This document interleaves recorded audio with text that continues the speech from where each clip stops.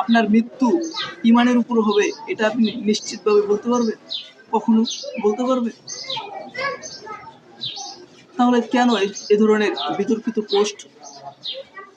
এমন একটি নাজুক মুহূর্তে এ ধরনের বিতর্কিত পোস্ট থেকে আমরা অবশ্যই বিরত থাকব। জান্নাত জাহান্নামে কে যাবে, এগুলোর ফয়সালা করার দায়িত্ব কি মানুষের, না আল্লাহ তাআলার?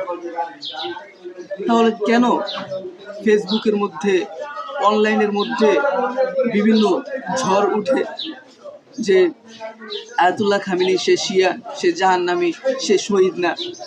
জাহান্নামের ফয়সালা বা জান্নাতের ফয়সালা করার দায়িত্ব কি কোনো মানুষের? এই দায়িত্ব কি আল্লাহ আপনাকে দিয়েছে? তাহলে আপনি কেন এগুলোর ফয়সালা করতে যাচ্ছেন?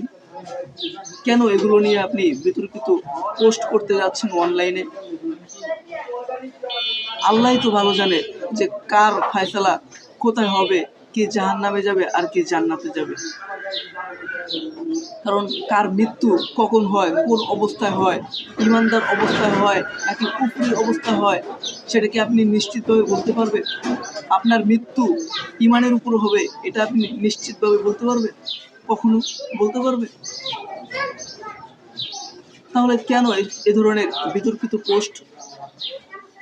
এমন একটি নাজুক মুহূর্তে এ ধরনের বিতর্কিত পোস্ট থেকে আমরা অবশ্যই বিরত থাকব।